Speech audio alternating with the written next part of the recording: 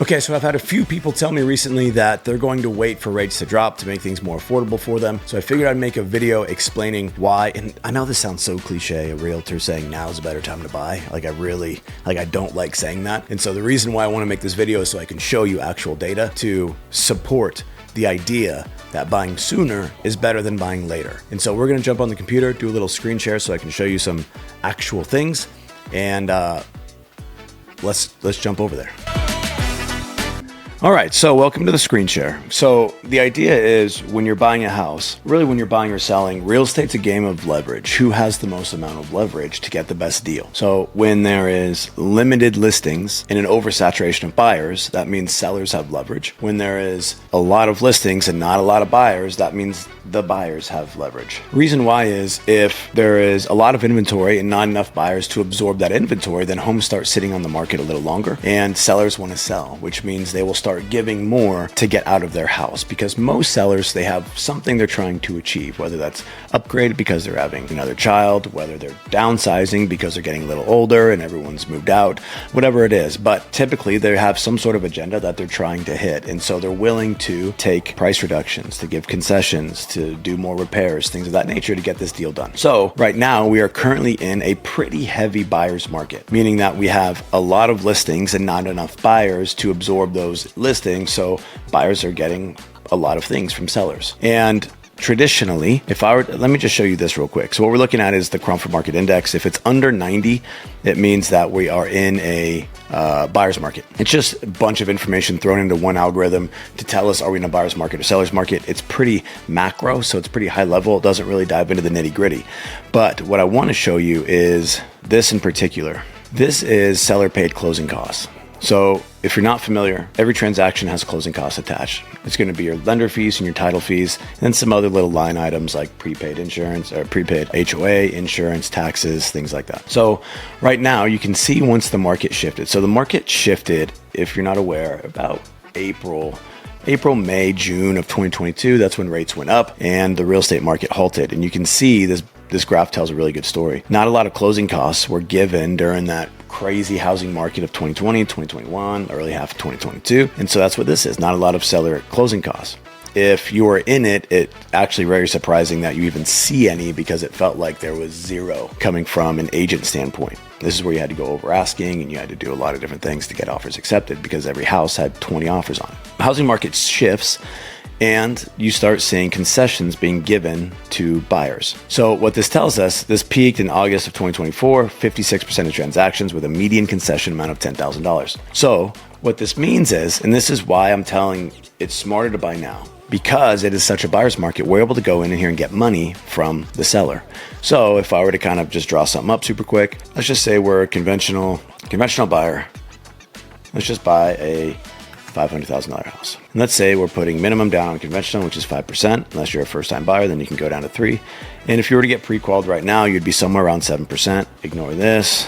Seller concession, let's call it 0. And let's see what the payment would be. It'd be somewhere around $4,000 for a $500,000 house with 5% down. Now, this isn't like super accurate, but we're just using kind of rough numbers here. Let's just call it $4,000 for your principal and interest, for taxes, insurance, and your PMI. Reason why you have PMI is because you're only putting 5% down. Once you put 20% down, that number goes away, which I will show you right now. So PMI goes down or drops off. PMI is just insurance because you're not putting enough money down. And the bank wants, it's the biggest scam in my opinion in the lending world, but it is what it is. Okay, so let's go back to 5% down. Okay, so let's say you buy a house now, right? And you're buying this house. We could do something. We can get a seller concession of, let's call it 3%. So now we're getting $15,000 from the seller that we can use however we want inside this transaction. A seller concession is money that the seller is giving the buyer to use however they want inside of that transaction. So you don't get to pocket that money, but you can use it to pay various fees. The majority use it to either cover all their closing costs or to buy the rate down right now. So let's pretend that you are buying the rate down, okay? A very popular thing to do right now, because in my opinion it's the best option, is something called a 2-1 buy down. 2-1 buy down means it's your first year, your interest rate is 2 points lower. Your second year, it's 1 point lower. Your third year, it goes to market rate.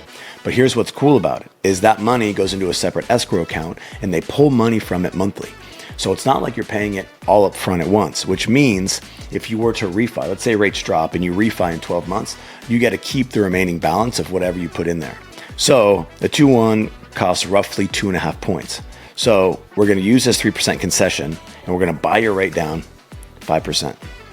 Okay, so you drop your payment to $3,386. So that is a $611 difference for that first year. So if we take that, times it by 12, you're saving $7,000 on your first year on your payment. So that's just an example, right? And we can get more than this. You could also do a straight buy down. There's things we can do.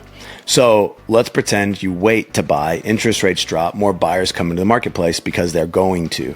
You see these little dips right here? This is when rates started to hit the low sixes and they bounce right back up.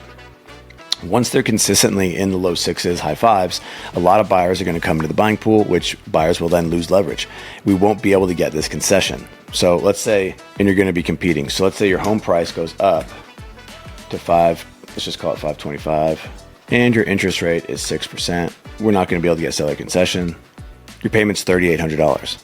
So it's more expensive for you to wait till the interest rate for the payment to look more affordable than it is right now. Because what a lot of people don't really configure is the amount we can get in the seller concession and then use it to help you cover closing costs or whatever it is. So then also you need to consider, it cost 2.5 points to buy that 2-1. We still have 0.5% that we can apply to your closing costs, which saves you a couple $1,000s on your closing costs. Now you're gonna have to pay all your closing costs. Your payment's gonna be higher and you're literally going to lose tens of thousands of dollars if this were to happen. But that's just an example of why buying now while we have leverage is king. We need leverage to get you the best deal.